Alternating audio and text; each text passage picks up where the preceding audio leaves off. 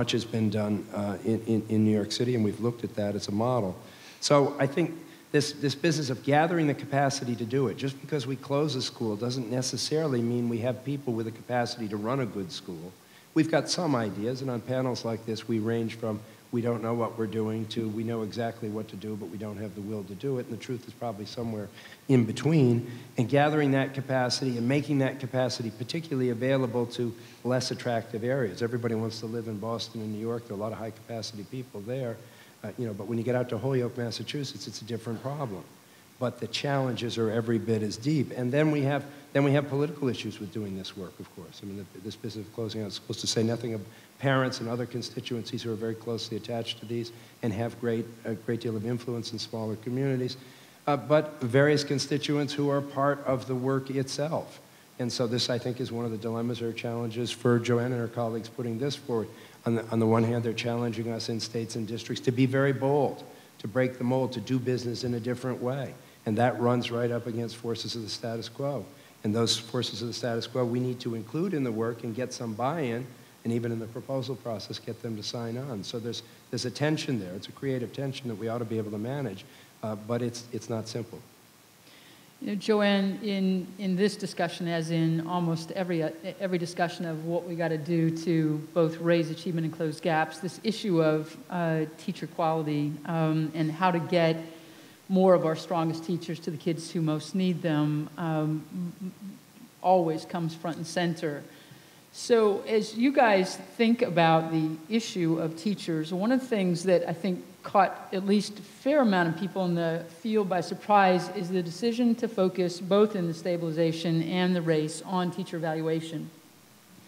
Can you talk to us a little bit more about sort of what's the rationale behind the focus there, and what are you hoping that states and districts will do as they take that issue on? So I think the rationale for it is probably pretty self-evident to all of us in this room. But a great teacher matters, and we don't know the difference in education between great teachers, good teachers, and bad teachers. And all of the evaluation systems research, and you're all familiar with it, shows that 98% of our teachers are way above average, and yet we know that that's not working for our kids. So how can you be in a school that's persistently low performing and be getting a rating of superior? So the challenge to take very seriously the task of doing serious, what is actually very standard human resource practice in every other industry but education, has to come into education. We have to actually be very honest with teachers, help them improve. We can only help them improve if we give them feedback, if we know what good teaching looks like, and start giving them honest feedback about what each and every one of them needs to do to improve. Know who the good people are so that they can be the mentors, the teachers, the coaches for the other teachers. And so that's sort of the basic notion at the heart of this, that we've got to understand who's good and who's not good as a prerequisite to everything else we're trying to do, whether it's equal distribution of effective teachers, whether it's pay for performance kinds of things to reward the teachers who are really good, whether it's figuring out who needs to be counseled out of this profession because it's not the right one for them. Understanding who's good and who's not is a prerequisite to every personnel decision in education, and if we don't take that task seriously, we don't have the foundation in human capital to go forward and do the rest of the work we need to do. Yeah. Paul, I was in a meeting with Mitch Chester earlier this week where he said that as y'all in Massachusetts have been thinking about sort of what are the next steps, it has been very clear to you that teachers not getting enough feedback on the quality of their practice has been a barrier to further improvement in Massachusetts. But talk with us a little bit about, okay, you acknowledge that, the ARRA stuff provides some leverage for you to take it on, but what does the state need to do to help bring about change in that particular practice? Well, I think we need to take a look at what tools that we have at our disposal to do the work. And I think, here's where the tight, loose focus, I think, is helpful at the federal level, to say we need to do something about this. We need to do something about more clearly articulating a definition of what high-quality teaching is and then attaching consequences to teacher effectiveness, I think is really helpful. When we get to the particulars of how to do it, that's where it gets complicated. I remember in the 80s bringing members of the business community, in many cases for the first time, into our schools and school systems, and one of the things that struck them most forcibly about these school systems was there were no HR system to speak of. I mean, it was just flat. And 80% of your budget was invested in people, but there was no systematic effort in the school system to develop talent. And I think we've gotten somewhat better about that, and a lot of people in this room have worked very hard on that set of issues. And I think we now have a much clearer idea about quality teaching, and most people, including incidentally parents and other teachers in a building, can identify who are the high-quality teachers intuitively. If you ask them, you know, who's that special teacher in this particular room, they'll be able to tell it. I think we all have doubts about our quantitative instruments for identifying that with some fidelity to what we seem intuitively to think about this. And so I think we need sort of 360-degree kinds of instruments that take a look at not only student performance, but a set of delivery standards with respect to performance in the classroom.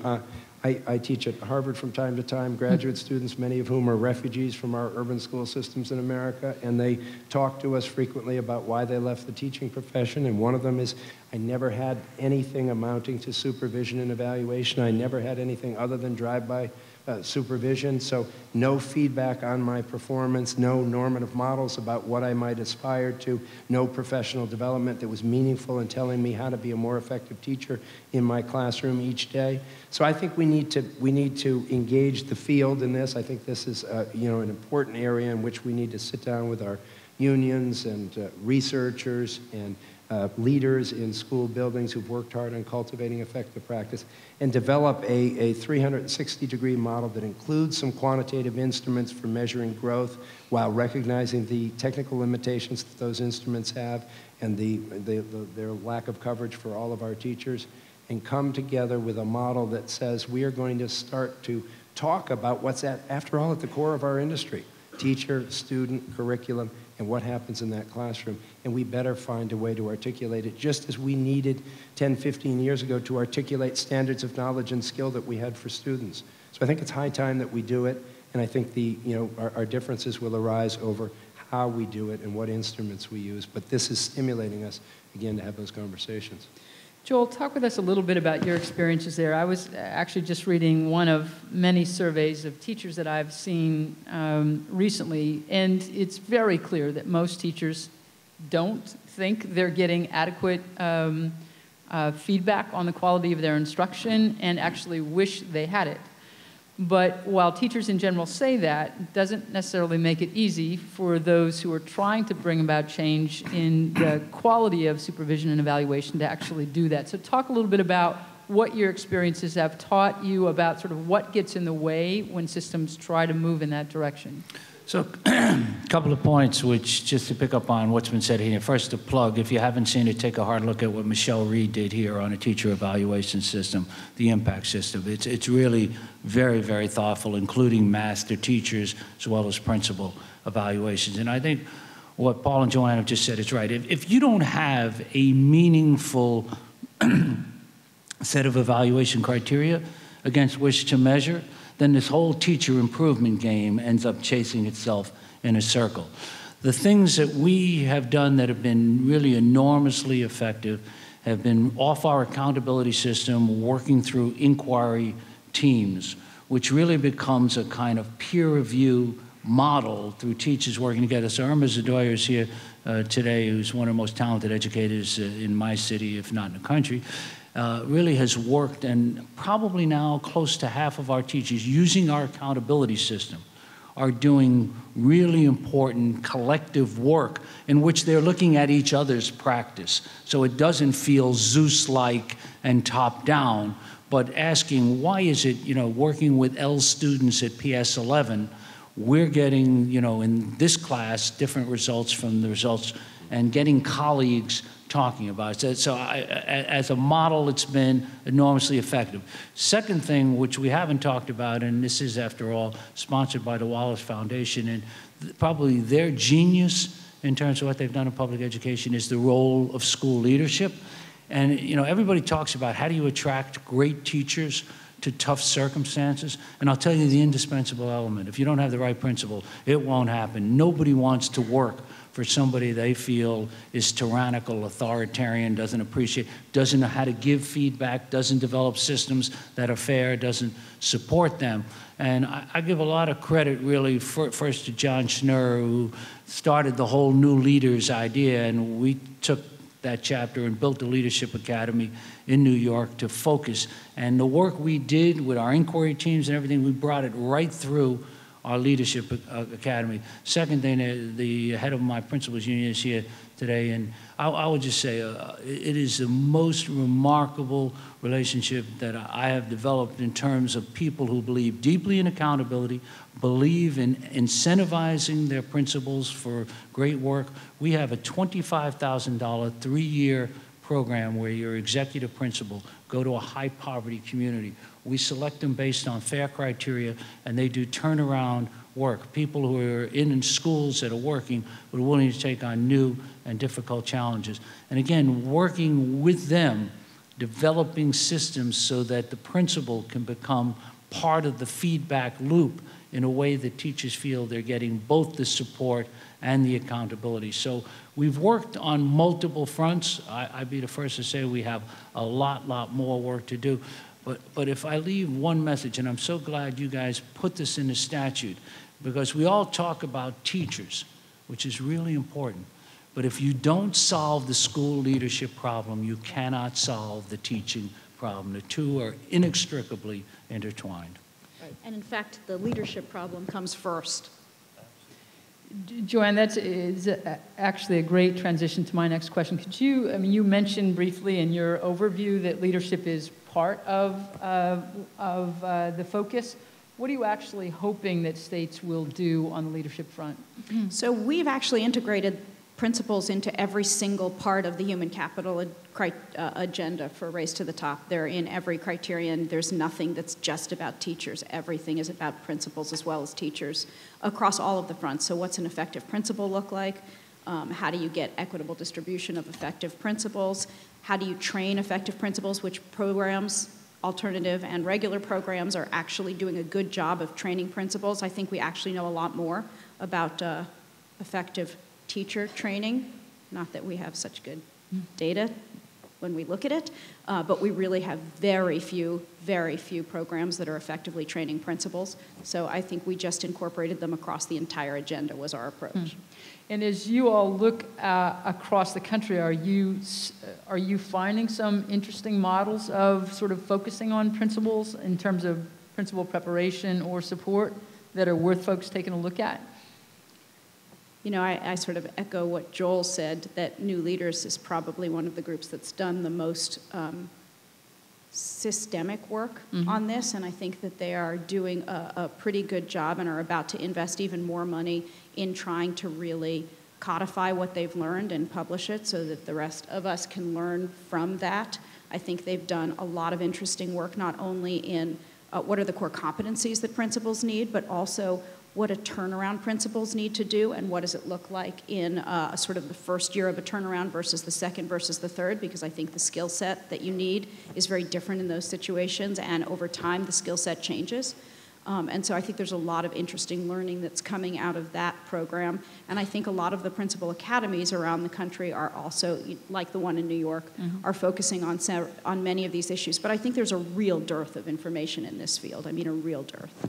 I think to pick up on this point, I think the biggest challenge we face, because the leadership training programs, I think, are beginning to develop. I'm pleased by the fact that many of them are developing outside the university context, which has created competitive pressure on the university. So now Harvard has opened up an entirely new program, but I think that's also good. Competitive environments will help. Where we need real thinking and research is what are the qualities that will lead to effective leadership in our schools. In other words, even with the great programs, what you get, and I think John would say he gets certainly what we get, you get some principals that we've trained up who are off the charts. I mean, true turnaround. And we get others who are quite good, and we get some who aren't. So, and that held the training constant. And the real question, we've spent a lot of time, people always ask me if I could have one skill as superintendent, what would it be? If I could be the best principal picker in the United States, that's a skill I would really like to master, because then that's the way you turnkey the things. So thinking hard, and I'll leave you a little, I know it's unfashionable to quote from the business community, but I always thought one of those aha moments for me was the first retreat we had. I did it at Crotonville. It was after I opened up a leadership academy. I got $70 million, a lot of it from the Wallace Foundation, to open this up. It was the first initiative we did when I became chancellor, to train up principals to send them to high needs communities. And we had a retreat, and one of the people who agreed to help me with this was Jack Welch from General Electric, and he was co-chairing the advisory panel. We went away and we had a discussion with the 100 top people in the department, and they kept talking about instructional leader. And finally, Jack, if those of you who know him or seen him, is not a mild-mannered guy, finally blew up and he said, I am so tired, he said, of all this instructional leader. He said, what's going on here is people are uncomfortable with the word leader, he said, and so they keep modifying it. And if you don't know that which of the two words is more important in the instructional leader piece, then you're not going to succeed. And I thought that was very powerful. Instruction matters. It's what we do in our schools. But leadership is far more comprehensive.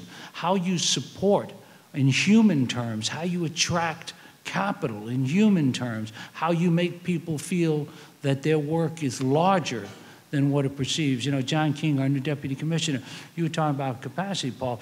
You go look at what Uncommon Schools is doing and the outcomes they're getting. And one of the things they do is the people inside their building, they think they're changing the world. And they've created an environment in which they think the work they are doing is work that will resound for centuries in terms of its worth in transforming this country.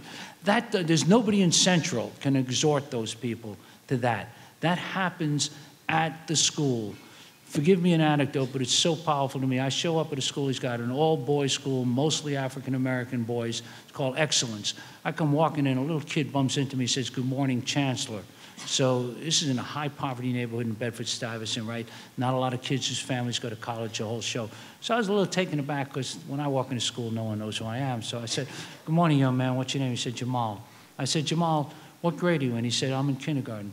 I said, Jamal, tell me, what do you do here at Excellence? He said, well, Chancellor, I'm in the University of Pennsylvania program. So I said to him, see, people, that's exactly the reaction I had. I said, wait a second, Jamal. You know, I thought he's hustling me. I said, wait a second, Jamal. I thought you were going to say, you know, can you give me a scholarship, son? I said, wait a second, Jamal. You just told me you're in kindergarten. What do you mean you're in the University of Pennsylvania program? You know what he tells me in the middle of Bed-Stuy, this little African-American boy. He said, well, you know, Chancellor, he says, I'm on my way to college. It's never too young to think about it. See, that is the culture. No, you're nodding your head, but that's the culture these guys created. That's what Jabali Zawicki, who's the principal of that school, if you haven't seen him, he was on Race in America, the CNN thing, Black in America. So that's what's so critical to what leadership is about. And that's why it's so important to focus on that indispensable issue. If you don't get leadership right, you will never get instruction right. Paul, I'm going to turn to you on this topic, but while I do that, I'm about to turn to you in the audience to ask any questions that you have. So if you've got a question and would line up at one of the 4 mics in the room, I will call on you as soon as we get Paul on this topic of leadership. Paul, I know that while you spent time in higher ed, as I have, you probably join me in thinking this issue of school leadership is way too important to be left to just higher ed. Mm-hmm. But one of the things that I've concluded is it's also too important to be left to just local school districts, especially tiny little districts that don't have the capacity to really work this strategy by themselves. So one of the things I want you to talk a little bit about, where's the state role there? I mean, we think about this quite differently as a country. Most of the innovative stuff going on here in terms of principal preparation is actually occurring at the district level. In other countries, like the UK, for example, most of it is a national strategy. So talk a little bit about, is there a state role here? What does it look like? Yeah, I think, and thanks to the Wallace Foundation, we in Massachusetts have had a chance to implement a fairly robust state role here in terms of working closely, first of all, with associations that we have in the field, developing programs of leadership development where you have, for example, school districts identifying teams of current leaders or potential leaders to go to leadership trainings, and become part of cohorts, to cultivate on particular subsections of leadership groups and provide them mentors, to focus on urban leaders and provide them coaches and supporters, particularly when they're new in the job. So I think there are a number of sort of highly leveraged points of entry where the state isn't going to cultivate or run exhaustive leadership programs, but it's going to create incentives and provide a few highly leveraged programs at particular points. I mean, we've given encouragement also to districts growing their own leadership programs, and I think that's a healthy form of competition with higher ed on this. But I also think it's one thing to say we want to compete and challenge higher ed. It's another thing to give up on higher ed, because a lot of the people who are going to be leaders in our schools are ultimately going to come through higher education. So I think it's helpful if we at the state level or at the federal level provide incentives for the kind of bold change that we're asking districts and states to make in K-12 that higher education make in terms of its preparation programs. Two other things that I'd add to this, in addition to the state role, Katie, just coming off that last conversation with Joanne and Joel. One is, I think, for those of us in the policy world, we've got to think about ways of creating the opportunity for leader ownership. We talk about teacher ownership and sensing the importance of teacher ownership in a high-quality school, something you can feel immediately when you walk into the school. That's usually preceded by some sense of leader ownership and control. So they're no longer just mid-level managers in a much larger bureaucratic system, but they really have the responsibility and the authority they need to take the actions they need to become effective and to be held accountable for being effective. And I think this notion of leader ownership is something that we don't talk enough about, and those of us in the policy world can create that space for that to happen. The other thing is just an issue of time. I guess as I travel around schools and watch principals at work, the thing that strikes me most often is how challenged they are just in terms of time management, how overloaded they are with a lot of administrative detail and management detail that get in the way of exercising the kind of normative leadership that Joel was describing in that particular school. And I think that goes to our need to reconceptualize, and obviously Wallace and others have worked a lot on this, to reconceptualize and redistribute some of those functions that we attach to leadership so that leaders actually have the time to do the high quality, high thought, high touch work that we expect them to do, and we see the best leaders in the best schools being able to do. Terrific. All right, here. Hi, Katie. This is Andy Calkins. I see you, Andy. With the Stupsky Foundation. I have a question for the Yankee and the Red Sox fan up there. With congratulations for sitting so amicably next to each other for all this time. We're not talking about that this year. Yeah. It's an easy year to do that, you understand? Yeah. I'm from Boston. I'm trying to be big about it, so. You both have made references to the need to move beyond the current model. Paul, you mentioned that really the current model is about 100 years old. It dates back to early 20th century ideas. Joel, you were talking about the quest to learn model, and you've got some other sort of outliers, School of One and other ones. Can you step with us 10 years into the future now and answer this question? If the weight of all current reform and federal investment, state investment, leads to the continuous optimization of the current model in 10 years, will that be enough? And will we have solved our education issues? Or by 10 years, really, in order for us to have declared partial success, will we have had to go beyond that current model? I think 10 years probably won't be sufficient for us to get there. I mean, in my view, we've got to, it's what I say about that 125-year-old system, that it needs to be built out in ways that are radically different from the kind of mass production batch processing system that we have. and to take the implications of that and say, for example, we've got these schools that we call underperforming that we cite as in need of turnaround, and they happen at the same time to have very high concentrations of low-income youngsters in there, and we're finally coming to grips that if we're serious about these aspirational standards that we have for all children, and we know that on average it's much easier for middle-class kids to get there than for poor kids to get there. And middle-class kids come off a platform where education really goes on 24 hours a day or 16 hours a day, 365 days a year. We've got to move beyond schooling to education with a capital E and try and institutionally build that level of support and stimulation that our own children have. And that's going to take a much more interconnected system that we have. And it's going to take a kind of wraparound of health and human services. We haven't talked about something up here, data systems, for example. We haven't built a data system that takes into account this business of needing to find the children where they are.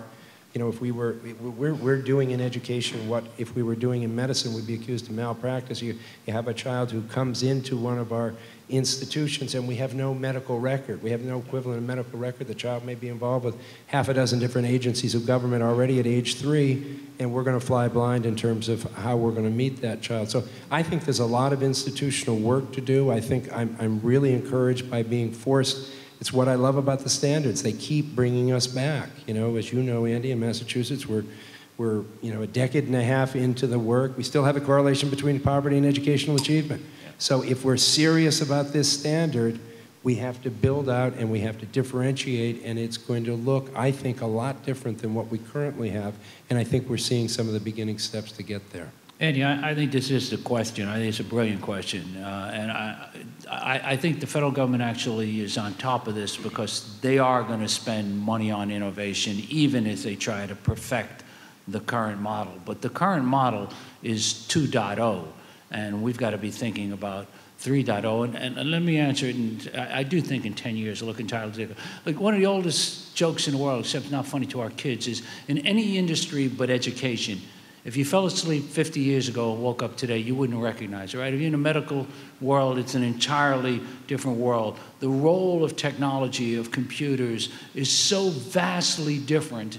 And yet, in our world, what's the fundamental paradigm? One teacher, 25 kids, school with 650 kids, so many classrooms, one principal, 3 APs, whatever it is, right?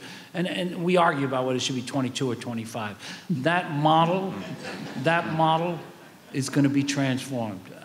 In New York, we're doing it with the School of One, which is a student-focused model. And to answer your question, I think what's going to happen over the next decade is we're going to understand something, that students not only learn in different ways, but that students move at different paces. And we're going to tailor the educational odyssey to the individual.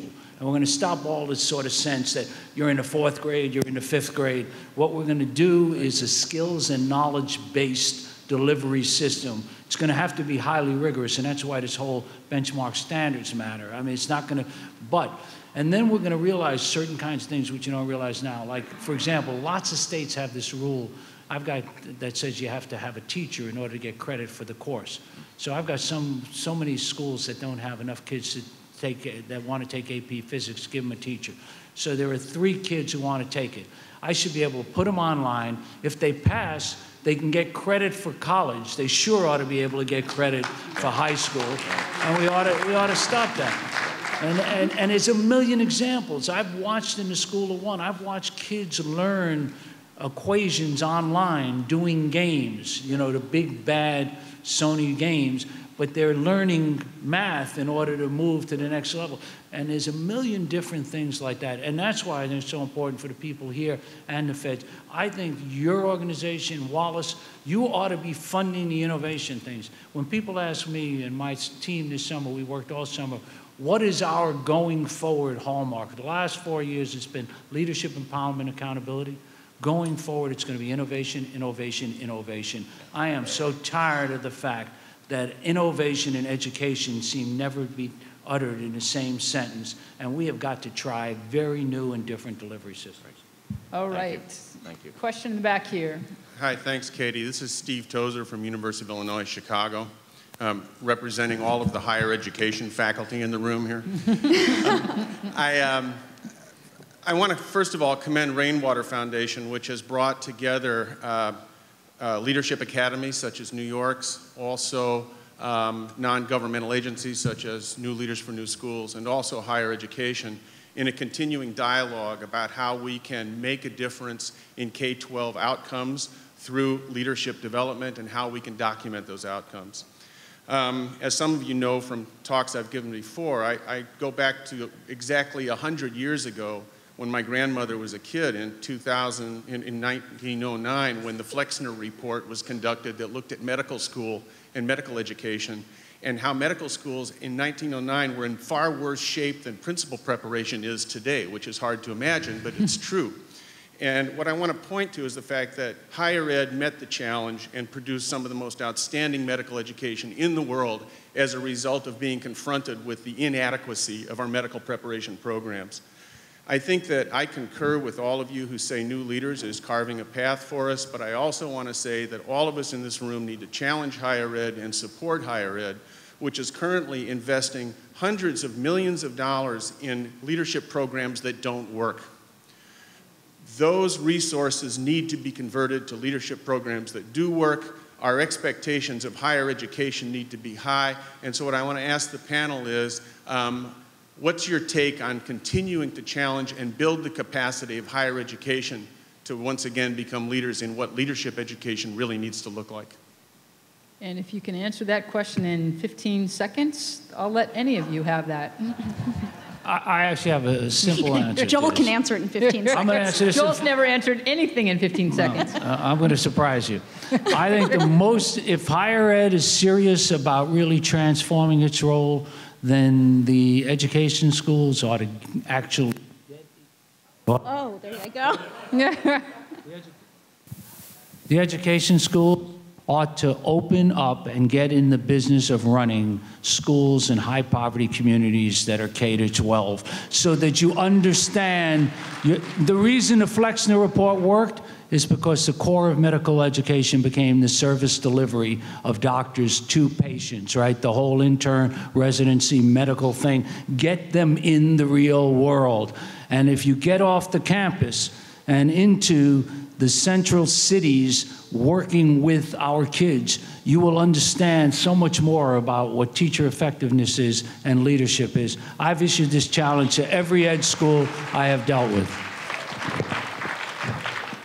You know, there's, of course, a piece of this challenge for K-12 policy as well. I mean, one of the things that most honest folks in higher ed will tell you is so long as we keep paying teachers extra money to take administrator preparation courses, even if they have no interest whatsoever in becoming a school principal, that we will continue to prop up a lot of what's not so good here. So let's get real, even though I think it's a fair critique. And it comes from higher ed as well, that they're not doing as good a job as they need to. But part of that is because our policy structure creates part of the problem. We got time for one other quick question. Anybody have something really burning? Katie, while that person's approaching the microphone, I'll just say with the readiness schools that we've just proposed in Massachusetts, we make exactly that challenge that Joel just cited to our higher education community to come forward and take management of a local school under a performance contract with a local school committee and get deeply engaged in the operation of that school and be held accountable for its performance.